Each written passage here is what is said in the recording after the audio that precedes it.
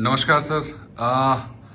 परम पूज्य बागेश्वर धाम सरकार यहाँ पधारे हैं और आप यहाँ की राजनीति के पुरोधा रहे हैं और राजनीति के बहुत जाने मानी हस्ती हैं।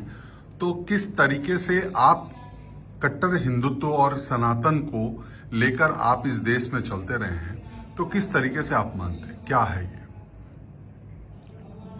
उनका आना तो बहुत उत्तम है, क्योंकि समय समय पर हम जब आते हैं तो हमको जागृत करते हैं, धर्म को जागृत करते हैं।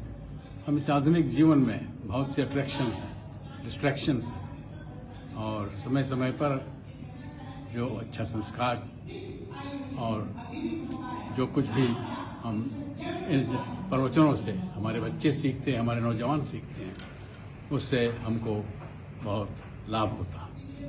और रही बात भारतीयों की यहाँ संस्कृति की, सभ्यता, संस्कार की, ये तो हमारे पूर्वज यहाँ छोड़ गए हैं और हम उनके संतान हैं और हम उसी को लेकर चल रहे हैं। और यहाँ हर जगह पे आपको मंदिरें मिलेंगी, हर पर्व को हम मनाते हैं और ये सब उनकी कृपा है। और ऐसे जो प्रवचन होते हैं जो हमारे साफ समझ में, तो उससे बहुत कुछ ज्ञान भी हमको मिलता है और एक परिवार को हम संगठित करके रखते हैं, अपने समाज को संगठित करके रखते हैं। और जब समाज और परिवार संगठित रहता है तो अवश्य हम अपने देश को भी, जितने हमारे लोग हैं, उसको संगठित कर सकते हैं और इससे हमारा धर्म, संस्कृति, संस्कार और हमारी भाषा को शक्ति मिलती है। फिजी का जो सनातन परिवार है उसके कहीं ना कहीं प्रमुख रहे हैं आप। सनातन परिवार जितने भी हिंदुत्व के लोग हैं, जो विश्व में बहुत अल्पसंख्यक हैं इस देश में, लेकिन आपके नेतृत्व में वो कहीं ना कहीं समृद्ध रहे हैं। इसके बारे में अब क्या नया विचार है?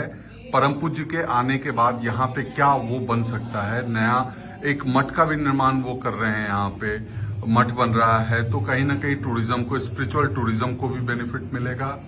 साथ के साथ वो इस देश में कहीं संस्कृति जो हिंदुत्व है उसको बढ़ाने का भी प्रयास कर रहे हैं, तो कैसा रहेगा ये वहाँ? ये तो बहुत उत्तम विचार है और हम देखते हैं कि हम चिंतित भी हैं इस विषय से कि कुछ लोग हमारे धर्म को छोड़कर जा रहे हैं, दूसरे धर्मों में जा रहे हैं। और ये आवश्यक है कि हम उनको अपनी ओर आकर्षित करने के लिए उनका जो विचार है उसको बदलें। और यहाँ पर मंदिरें तो बहुत हैं हमारी, सब पर्व हम मनाते हैं, लेकिन ठोस जो प्रवचन है इसकी कमी है।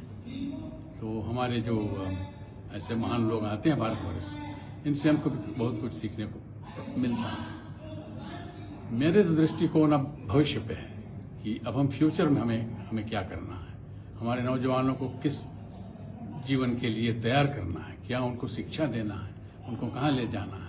क्योंकि हम अभी भी, हमारी जो राजनीतिक वातावरण है यहाँ तनाव रहता है और इसके कारण ये बहुत आवश्यक है कि हमारे समाज में संगठन हो।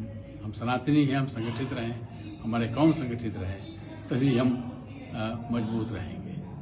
तो सबसे पहला तो विषय ये है कि हम अपनी समाज को संगठित रखें और आगे का जो हमें जाना है, कहाँ जाना है, क्या करना है, इसके विषय में भी हम अपने लोगों को शिक्षित करें और उनको राह दिखाएं। शुक्रिया।